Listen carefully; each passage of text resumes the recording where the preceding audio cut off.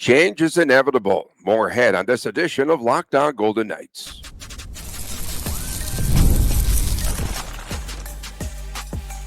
You're Locked On Golden Knights, your daily podcast on the Vegas Golden Knights, part of the Locked On Podcast Network, your team every day. Hi again, everyone. The start of a new week. Tony Cardasco and Chris Golick from Las Vegas. Thanks for making us your first listen every day. I am a longtime sportscaster, a marketing consultant, and the host of the new Believe in Vegas podcast. Chris is the owner of Silver State Cards and Sports and collectibles editor for the Hockey News. We are the only daily VGK podcast that comes your way each and every day. And ahead on today's show, changes are going to be happening with VGK, again, to keep up and keep ahead of teams that showed improvements during the season and playoffs. The first order of business will be to extend Jack Eichel. How much will that cost? And we will also talk about the conference finals. Everything is set there. We are brought to you today by Monarch Money. That's right. Use the promo code LOCKDOWNNHL for 50% off of your first year at monarchmoney.com. From what I could glean, Chris, after listening to Kelly McCrimmon and Bruce Cassidy and the players, some of them in the Golden Knights organization, changes are going to be occurring in the offseason. The players only said that they believed in the front office and management and that they would be fielding a competitive team. McCrimmon pointed out, I think, to the fourth game of the Oilers series, 3-0 Edmonton, and it really wasn't that close. And I think that just based on what he was saying, it leads me to believe that VGK will be on the lookout for a scorer, someone to be on that top line with Jack Eichel. And just this is my impression. And they're also going to be looking to add sandpaper to the lineup because they were physically beat up in that game. What are your thoughts? Starting from the sandpaper side, yes. Kolesar has a little bit of sandpaper, but he's certainly not the gritty one that's going to be the protector. Regular season, a lot of players say a lot of great things about what Kolesar does, and this isn't a knock on Kolesar. It's just who Keegan Kolesar is. Back to the changes in general, there has to be, right? I mean, we saw the mass exodus. We saw what happened last season. Chandler Stevenson, Jonathan Marchessault, Logan Thompson, Amadio, Will Carrier. Sure, I probably forgot someone because there's so many of them. And the replacements are Victor Olofsson, Alex Holtz, Akira Schmid. And that, of course, was not enough. Now, same breath, it was enough to get a 50-win regular season, which we did hear brought up in the locker cleanout day from Kelly McCrimmon. Magnificent regular season, all things considered, but this was not a playoff team. So now as we transition to the offseason, what path does Kelly McCrimmon take? Is it look to get rid of one $4 or $5 million player, now giving the Golden Knights $15 million to work with, and now you have Nick Hague, Riley Smith, Brandon Saad, Olofsson. All those players are UFAs with Holtz and Schwintz on the RFA side. Back to Nick Hague. He's an RFA. That's going to be a very interesting one. I'm sure we'll hit that harder later. And, of course, Samsonov, I think we can agree he's as good as gone. Yeah, and McCrimmon said that there shouldn't be overreaction due to the lack of scoring in the playoffs because everything really tightens up. But that has to be a concern. I don't has to be a concern, right? You don't believe him there? No? But I don't believe him. It's a concern. I mean, regular season, cool, but, Moneyball reference, no one cares unless you win the last game of the season. There's only one team of 32 that gets that privilege. And a farther reminder, again, I always go back to George McPhee. George McPhee quoted somebody else when he said this a while back, that there's only 4 teams that win 2 playoff rounds. So this is a very tough task to achieve to win a Stanley Cup. But this was not the same team in the playoffs. I don't care if it was injuries. I don't care if it was coaching. I don't care what it was. It doesn't matter what it was. Goaltending is another thing we can talk about, but it wasn't the same team. We saw this team transition better, of course, from a regular season to a championship team in the 22-23 season. I would argue that the Golden Knights even raised their bar a little bit better in the 23-24 series against the Dallas Stars, probably because there was more players from that Stanley Cup team. Unfortunately, that didn't end up working out. And this team couldn't elevate. Yes, there's injuries. They're not excuses. They're circumstances. We kind of heard that from McCrimmon as well. And it's a fair statement. But again, the path that this is where the topic comes into play. Change is inevitable. Does Kelly McCrimmon just say, okay, Olofsson, future endeavors along with yeah. Tanner Pearson probably gets a little something. We're going to do a bigger dive into free agency tomorrow, I believe. Yeah, tomorrow. Big situation, but is this where, Mitch Marner has all the eyes. I saw 15 different tweets. Welcome to XYZ City, Mitch Marner. Are the Golden Knights really going to dive into that clown show? I don't know. Yeah, and was VGK injured during the second round? Yes, busted up a bit, according to McCrimmon, but no major surgeries, no surgeries for VGK, so that is good. Specifics. I wanted specifics. I know, but they're not going to give them to us, unfortunately. We know Pietrangelo has. Well, sometimes they do. We know Pietrangelo had a stomach thing, but everyone else, Braden McNabb was the worst of them, but didn't say what. They didn't say what, and they also said that that Mark Stone could have come back, perhaps. If there were another game in that had to be a concussion, right? Had to be. Perhaps, yeah. He was just beaten up a little bit too. Jack Eichel said that the team needs to find a way to produce, and they need to move forward there in that regard. And he said a lot of the same team, but there's going to be changes. They're all hinting that was the theme. There will be changes. We definitely believe in our management in the front office and what have you. Yeah. And so, that's pretty interesting. And then Cassidy said that the exit wasn't a product of fatigue. They wore down. I'm sorry, but whoever was on the ice, I thought it was perhaps a product of fatigue. I feel that it was. Then he also said if the team changes its mindset, it's, quote, personnel driven. That was pretty interesting. And then the favorite quote that you also tweeted out, which was a head scratcher, Cassidy, I like our team. I coach. I don't manage. Pretty interesting. Yeah, this goes back to the opening presser with McCrimmon and Cassidy. And the question was brought up kind of about, I forgot the specific wording, but it was, I guess, the harmony, if you will, of the coach and the general manager when it comes to roster composition. McCrimmon put it to bed pretty fast. That's my job. Okay, fine. And then, so I think that's where that's coming from. I do wonder how much of this, and it was actually wound up being a very interesting Twitter thread. People thought I was on Coach Cassidy for that statement, and it wasn't the case at all. I was questioning the meaning of it. And is Cassidy the type of coach where I'm your coach, I'm not your friend? I don't think so. I've heard Cassidy reference players' families and things like that, and he knows specifics about them. I do think he takes the time to become an influence in their lives, if you will.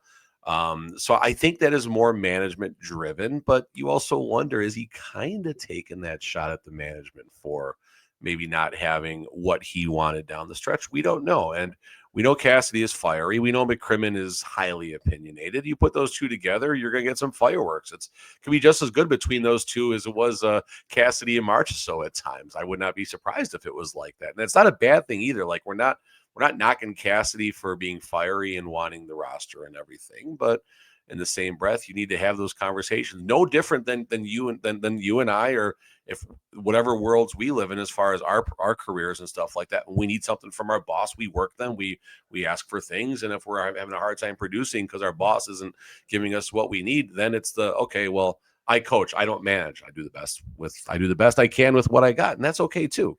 There's nothing wrong with any of that. Yeah, and you're talking about tweets also. You were alluding to something there, and tweets and inflection, right? So I tweeted out on Riley Smith's goal there. I said, Riley believes that the puck went in, and then I was like, oh my God, or something crazy like that. And people are like, why are you saying the puck didn't go in? I was like, no, that was like the Riley Smith goal. The Riley Smith goal. Yeah, with 0.4 of a second to go there, and then I don't know. So Cassidy also admitted that Minnesota was a better team than people thought. They forecheck, and they pound your D. I felt that the Wild could have perhaps taken something out of VGK either expose them in some manner or perhaps wore them down in that series. And I'm going to stand by that. No, there's no listen, you leave a little bit of your life behind every time you win a playoff round. No different than what the Panthers have done. Just went through a 7-game series with the Leafs. Talk about that later. Jerseys are burning in Toronto. And they're being tossed on the ice. What a night. What a night. Vegas has taken something out of Edmonton. I don't know if they took a lot out of them. I feel the Golden Knights didn't necessarily do a lot in the physicality in that series. But again, it's still attrition. It's still, was there 3 overtime games in the series? So, I mean, there's definitely a lot taken out of a team when the 2 overtime games. Definitely a lot taken out of a team when that happens. And then looking at the Stars, right? Stars went 7 games and 6 games in a very emotional series. Of course, with everything going on with Mark Scheifele and everything, just a rough circumstance all around. So yeah, I mean, and then Carolina actually is the one team who's kind of very quietly cruised through all this. And again, we'll hit that harder later on. But back to the Golden Knights, yeah, they left a little bit of life behind against the Wild. And not that the Wild are the same type of team as the Edmonton Oilers, but they are to a degree as far as that top-heavy line, that top-heavy pair, if you will, of Kaprizov and Boldy. Golden Knights dealt with that for 3 games, and then Knoblauch, magnificent decision to spread them out and basically tell Draisaitl, you're a third defender out there, stop Eichel, and well, it worked out. The Golden Knights didn't score any goals. Yeah. So, yeah, all that definitely took a toll as the Golden Knights tried to advance through the playoffs. And as a result, back to our topic here for segment number 1, change is definitely inevitable for this team. They're going to have to bolster the lineup. I thought that perhaps they missed that opportunity there at the trade deadline. I never really bought in that this was going to be a cup contender as is with that roster. I did not believe it. So this roster, and this is important. I went up and back with someone on Twitter. They need more scoring. They need more help on the wing. Jack Eichel needs more help. There needs to be more scoring. Well, what if I told you that the regular season, the Stanley Cup team scored 267 goals? What if I told you that last year's team that was one and done against the Stars scored 263 goals? What if I told you this year's Golden Knights team scored 274 goals? Now, first, let's give McCrimmon credit there. Mass exodus. Where's the scoring going to come from? This team can't score. There's no March. So, oh my God. Well, they set a franchise record for goals scored in the regular season with the most troubling offseason that didn't end up being as troubling as starting with us, didn't end up being as troubling as anyone thought. So those people saying that this team needs more scoring and everything, I don't know. I mean, you look at the stats, you look at the fact that the scoring was right there. You bring in a superstar who might score 37 goals. But now you get rid of that complimentary scoring, and someone like Brett Howden goes back to a 6-goal year. Pavel Dorofeev, who looks like he's in line for a prominent top 6, if not top line role, drops down to 27 goals from 35. Like, these are the things that McCrimmon really has to weigh out right now as you look at, the fool's gold statements, kind of like the color of your shirt, the fool's gold statements. Look, brand new shirt. It's a brand new shirt. That's a nice one. That's a pretty nice crisp. One. I won this. I did get a prize there for winning the basketball pool.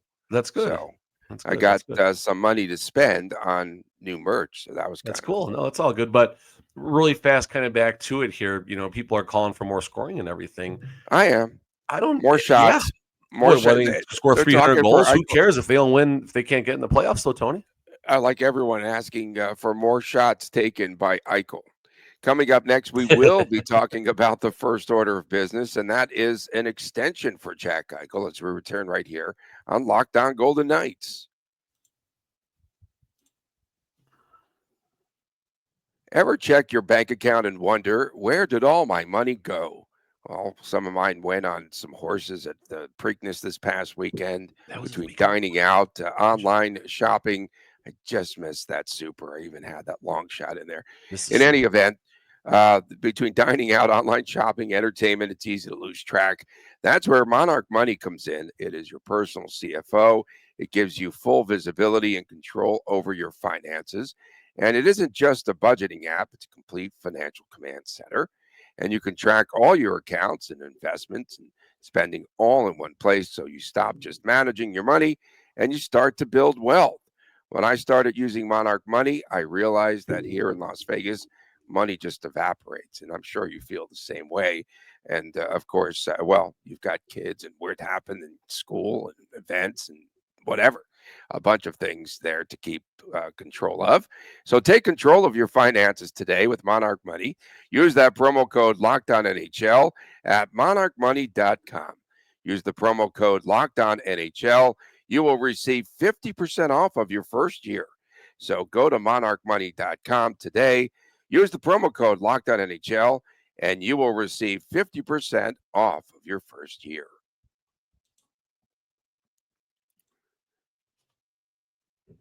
Back on this edition of Locked On Golden Knights, Tony Cardasco and Chris Golick reporting from Las Vegas. Good thing we're not on the I-15 South from the, well, EDC just let out. We're recording here after 6 They in said the morning. less people there. They said less people this year. Well, That's the what, wind. Vital Vegas was saying. Yeah, but the wind and all that's a factor. A lot of people for sure were in town, but there's a lot of traffic headed headed south. Excuse.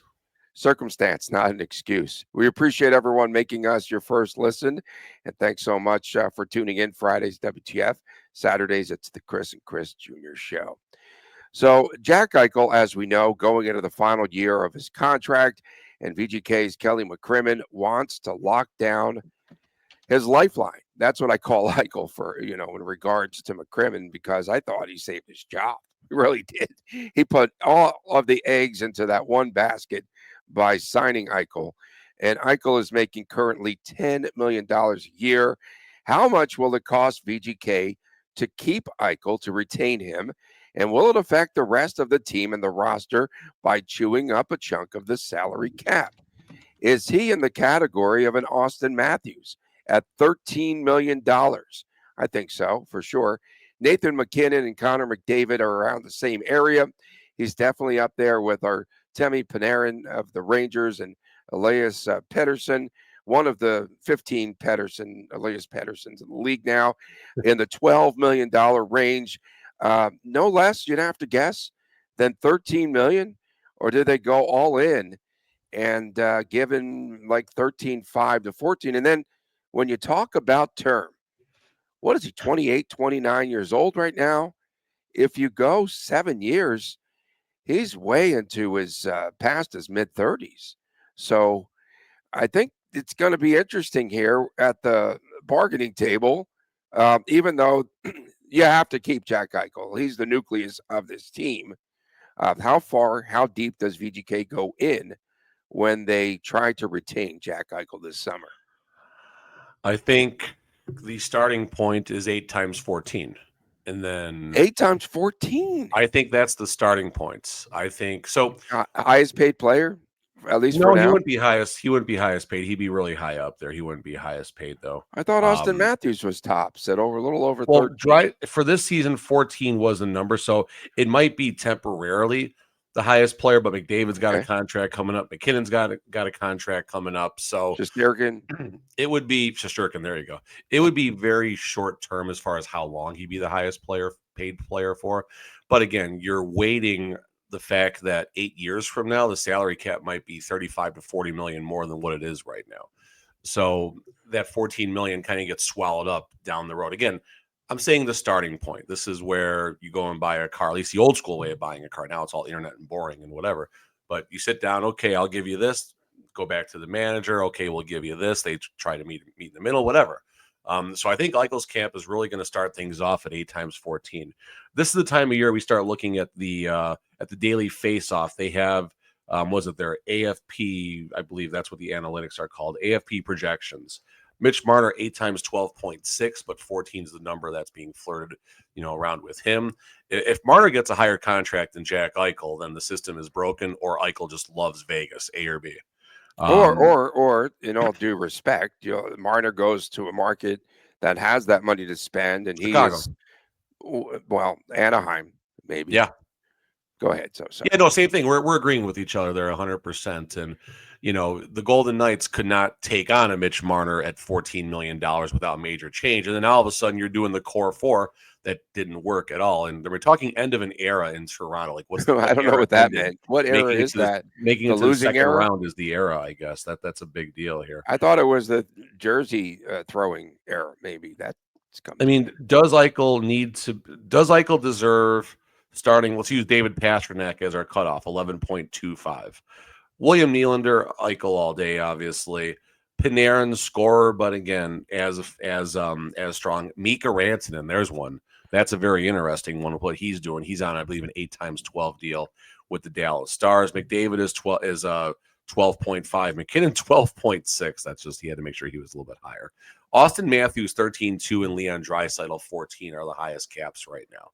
So again, highest cap hits, pardon me. So again, starting with Eichel, he's going to pitch 8x14. And listening to the way he talked at locker cleanout day was much different than the vet Riley Smith. Riley Smith, hey, listen, I want to stay here. Hopefully we can get a deal done. It's a business, fine, Give whatever. me 2x2, and I think Although AFP has them at 4.4 per, but whatever. That's too much. But Jack Eichel, it's a business and it's out of my. I think again, someone can correct me in the chat. No. I think he said it's a business and it's out of my control. It's out of his control, yeah, for sure. So the agent's involved, and the agent's going to want term and a lot Agents of money. Up there, show me the money. He's Jerry Maguire right now.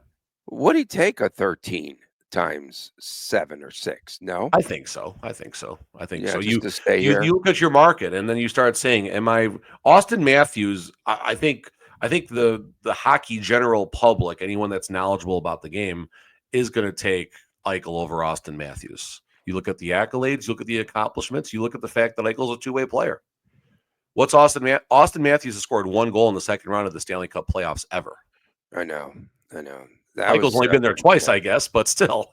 Yeah, even so. And I think there's going to be some changes, and we can get into that here in the offseason as far as the structure of the offense. They're going to have to change some things there. We're going to talk more Nick Hague, too. We're kind of running long right now, but I think Nick Hague and the offer sheet scenario, I think that's an interesting discussion at some point. McCrimmon lightly touched on that. And general perspective, and this does kind of go into the first order of business of the topic here, but is this the year that, the cat's out of the bag? This is the no-hitter that the floodgates are open. The no-hitter lost it in the 6th, and the floodgates are open. Is this where St. Louis just basically forces the offer sheets to start doing the offer sheet deals and things like that? Because if you don't do it, they're going to do it to you. So it might be no holds barred, put all the GMs in a steel cage match, and What GM would win? What GM comes out on top in a 32-person Royal Rumble? Man, what GM is the last one standing? There's a topic. If things get really ugly in mid-June. Yeah, if we have nothing to talk about, but right now mid-June, that's a topic. Put that one on the toilet paper, not even a napkin. Okay, the napkin is absolutely overflowing. And then another note here, as we're talking about Eichel, I just feel that Ivan Barbashev is no longer the answer. I mentioned this earlier on the top line. So where will he be playing? I think VGK is going to be looking for someone, I think, to help out Eichel again. And but where does Barbashev fit in now? Is he expendable? McCrimmon echoed something that we had said last week on this show when I said that that bar now is set on Edmonton. And again, that's the standard, right? And I said that last week, and that's who you're chasing. And now he's like, if they didn't have the injuries, they would have been perhaps number 1 in our division, and they're not going anywhere, folks. And so you're going to build your team and the roster composition around competing with the Oilers. I thought that that's pretty interesting for a organization that pretty much has set the bar themselves, and now they're going to have to make some adjustments to chase a team. Yeah, I mean, geez, what do you?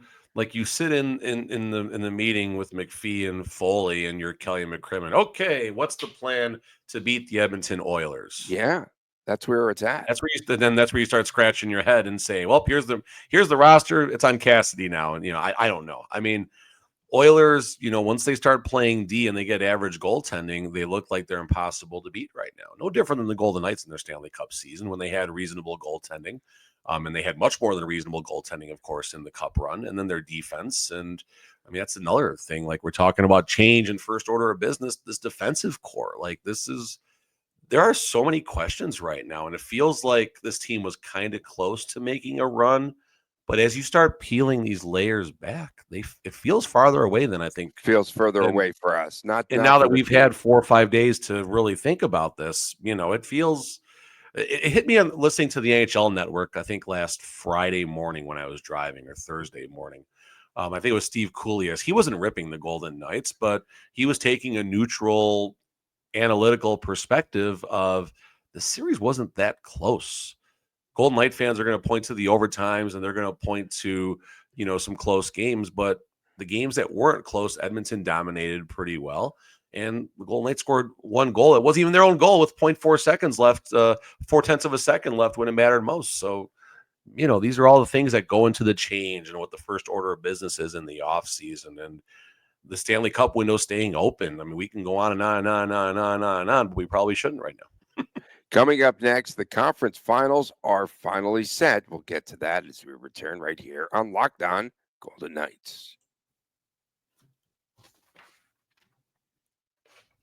Welcome back on this edition of Locked On Golden Knights from Las Vegas. Tony Cardasco and Chris Golick reporting. Thank you so much for making us your first listen each and every day. Find us wherever you get your podcasts. We are the only daily VGK podcast. And we'll continue to be. And we will continue to be. A lot of folks are like, okay, I'll see you at the start of next season. Or around, whenever. We got a good 3 weeks. After that, might get a little rough, but we're okay for now. Oh, no, there's plenty. And, we've never had a lack of content on this show. Ever. Because just when we're like, oh, my gosh, like we hit all those topics and then all of a sudden there's more news and more news. Imagine Locked On Sabres. We love you. We've had interactions before, but imagine having to be Locked On Sabres and get excited about a possible Lou Amorello GM signing. Oof. Like, we're okay in Vegas, guys. We are okay in Vegas right now. I promise. Locked On Sabres, we love you. No disrespect, but good luck with that one. Okay. Conference finals are set, and I'm going to put you on the spot as well as myself. Rank the 4 teams heading in to the conference finals. So I'll go first there because I kind of set up the topic, but I'm going to go Florida 1 because the way that they flexed their muscles last night was they're an elite group and they're just getting better. Stop it. They had Toronto. Stop it. Florida number 1, Edmonton 2. You might disagree there. Carolina 3, Dallas 4. That's my rankings of the final 4. I know you're not going to agree there, but what are your thoughts? Edmonton 1. Okay. Carolina 2. You like Carolina, yeah. Florida 3. Dallas 4. Now you have Dallas 4 too. Now, if we're doing this on like a scale of 1 to 10, and we're going down to the 10s, if we're going to give a numerical ranking to each of these teams, and you're going to give a 4/10 to a team, well, I'm saying 4/10. There we go. I like that. Edmonton's probably a 9.1, and Dallas is probably an 8.7. So like that's how close I think this is. Yeah, no, it's exciting. It's a really that's how good. Close I think this is. I think Carolina doesn't get enough attention, and they're a smaller market, and they're quietly over on the East Coast doing their thing. But defensively, I mean, we talk again. I haven't brought this one up in a while, but give me the best goaltender and the best coach in a series, and all right, we'll kind of go uphill from there. Well, you got a pretty good matchup there as far as Florida Carolina goes, so that's pretty close. But you look at the defense and the goaltending Carolina has had. It's the best, I believe, of the 4 remaining teams in the Stanley Cup playoffs. Although Stuart Skinner is the next coming of Patrick Waugh, so we'll see there. And apparently, we have a peak Mike Keenan in Chris Knobloch too in Edmonton. So who knows? Right. And Stuart Skinner really good games 4 through 7, but he'll have to, I guess, take game 7 off because might not let another goal in the rest of the playoffs, Tony. Might not let another goal the rest of the playoffs. Florida Panthers, I think, are close to a dynasty right now. Their third year in a row making it to the conference final. And the Panthers had the first 25 shots taken last night of the game, which is mind-boggling. Too many passengers in Toronto, Austin Matthews. Wasn't that terrific? And a lot of fans, a lot of the VGK fans were saying there's a lot of passengers out there. I think one of our good friends put it out there last night. I think E-Runs might have even said passengers there at one point of the game. And again, Toronto then comes back and they have the next 7 shots on goal. And after that second period, that was just absolute domination. Paul Maurice now 6-0 in game 7s. Marchand, As his whole life is like really, he's never lost a series, and he dominates in Game We 7 had the against them. belief. Did you catch Against him in the, post I game did talking to Biz? We had believe the belief we would get there, but you can't be mad at that was Marchand the way he said it. that was phenomenal. He's That the was most likable villain in hockey, Brad Marchand, at least in my opinion. yeah, big win there last night. And now they face Carolina and then Dallas and Edmonton. Stars pulling out that win in the emotional game on the Thomas Harley goal there. And Mark Scheifele, we have to talk about him and just even showing up for that game. And Yeah. what an emotional ride for him and for his family after his dad passes away and he scores the first goal. And then he's in the penalty box for the game-winning goal there on the Harley goal at the end. And just the emotion in him and Hollebuck there after the game and the way that they hugged each other was just so emotional, man. That got to me right there. How about the $55 donations that came flying? I don't know which side, if they went to the Jets or the Stars. I don't know which side it came, where they ended up going, but I think it was like over $30,000. Maybe it was a lot higher. Yeah, I thought I heard around $30,000. It was donated by fans. Primarily like the Stars fans were getting behind this, but I'm sure a lot of people mostly got on Stars as a fans. result. Mostly What Stars started fans. the Stars initiative. I don't know if it's just one random fan or what, but Mark Scheifele wears number 55 if people aren't connecting the dots on that. So credit the hockey world for just being amazing human beings. And, you're rooting for Scheifele in the moment. Then he scores the goal. It's like, oh my goodness, just you can't write this. And it was amazing. And, you wished, only one team can win. You were, of course, a lot of people are pulling for the Jets as a result of that. But, credit the Stars, of course, for getting it done. Do you think that VGK starts to move real fast now as far as reconstructing this roster? They can, Tony. Like, this is where I know we have to start like after June 30th, July 1st. Yeah, sure, but whatever. Officially. And this is where Josh goes start banging his drum about the Golden Knights, getting older and these contracts and the player and all that. And fine, whatever. He's finally right 8 years later. 8 years. But 8 years for Eichel, man. This team will be very old. They'll be the Jurassic Golden Knights. But that's the price you pay for winning a cup or wanting to win a cup in your window. That's how it works. And if they do get 8 years for Eichel, whatever the number is, whether it's 12, 13, or 14, it's one of those three numbers, guys. It's not going to be lower than that. If they get 8 times 12, 13, or 14, for 4 years, the Golden Knights got a window. For years 5 through 8 of that contract, it's going to be tough. And again, this is where we're fortunate to have an owner in Las Vegas who does not believe in a rebuild. We're gonna test that theory. Maybe Foley sells the team after the rebuild. Who knows? But we're really gonna see that situation play out not till around probably 2029 or 2030, a long time from now. God, I'll be 50 years old. That's crazy. But yeah.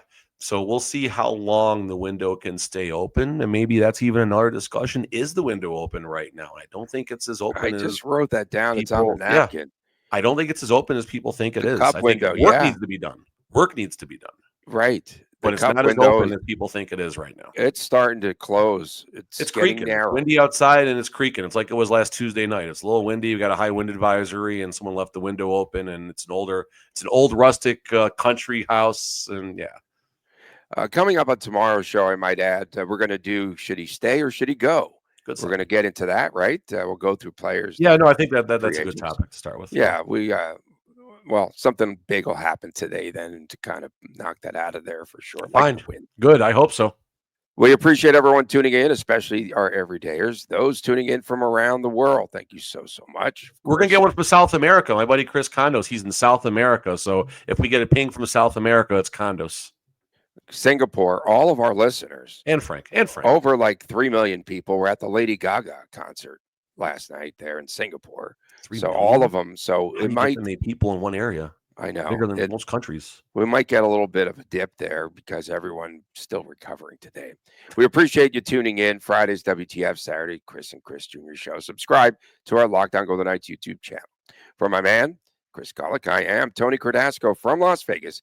Have a great day, everyone. We'll see you again tomorrow right here on Lockdown Golden Knights. And please take care.